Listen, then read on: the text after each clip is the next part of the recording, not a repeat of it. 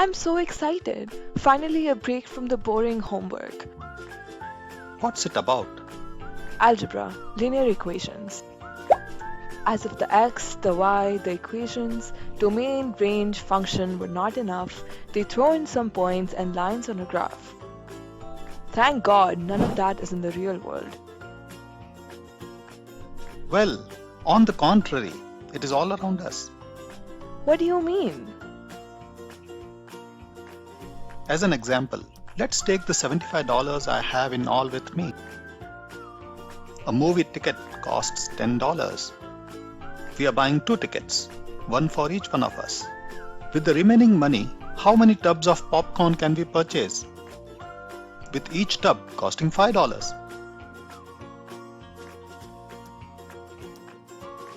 2 times 10 is 20. That's for the tickets. Subtracting from 75 gives us 55, which is what is left over for buying popcorn. Dividing by 5 gives us the number of tubs we can buy, which is 11.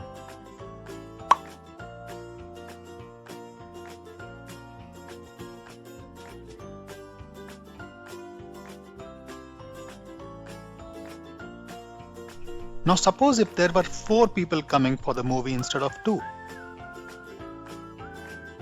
We replace this 2 by 4 and recalculate. We get 7 as the number of popcorn tubs we can buy.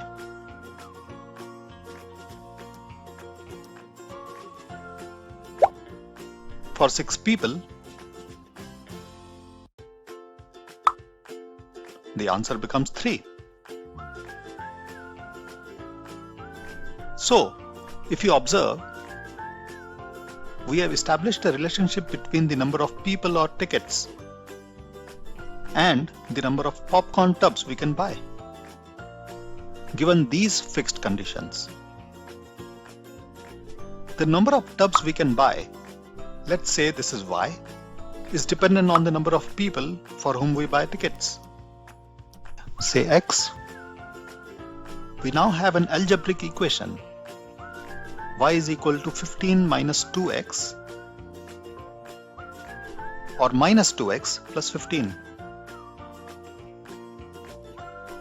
We input different values for x in this equation to get the output value shown as y. We fed these inputs or x values to the equation to derive the y values. Now let's plot these x and y values on a graph.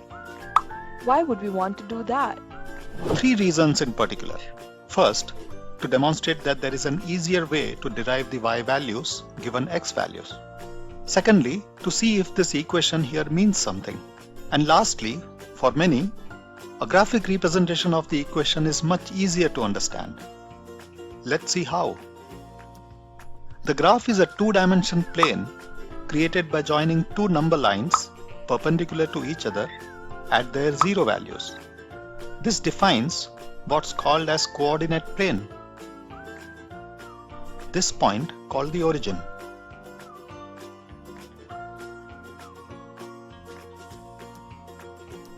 Here we read x values against the horizontal line or the x-axis. The y values are read using the vertical number line here or the y-axis. The points in this space where the x and y values meet are called coordinates. From our example, let's take the first of our x-y value pairs. The value 2 on x-axis cuts the value 11 on the y-axis at this coordinate. This coordinate identifies the location of this point on the graph. Similarly, the points 4, 7, 6, 3 are plotted on this graph as shown. Do you see a trend here? The 3 points here, when joined, are arranged in a straight line. As we saw earlier, number of tickets are related to the number of popcorn tubs. From this trend line, every other point on this line should also have that same relationship. Let's see how. For the point on this line that corresponds to 3, which is the number of tickets for 3 people, the corresponding Y value is 9, which should be the maximum number of tubs we can buy. Going back to our equation, for x equal to 3, the Y value we calculate is 9. Hence we can say that this trend line on this graph represents this equation. And because this is a straight line, the equation is a linear equation. Oh, interesting. Absolutely. The ordered pairs 1, 13, 5, 5, and 7, 1 can either be derived from this equation or through this graph.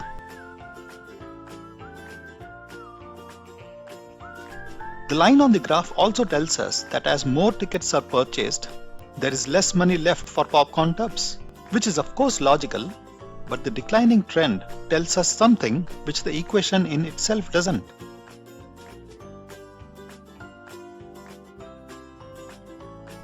Here in this table, for each input, there is only one output possible. In such cases, the relationship is specially called as a function. Y is a function of x, which means the equation here can be written as f of x.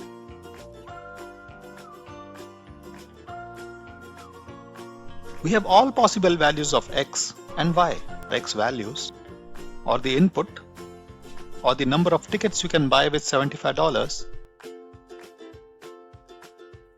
is the domain of the function. The y values, or the output, or the number of popcorn tubs you can buy with the remaining money. This is the range of the function.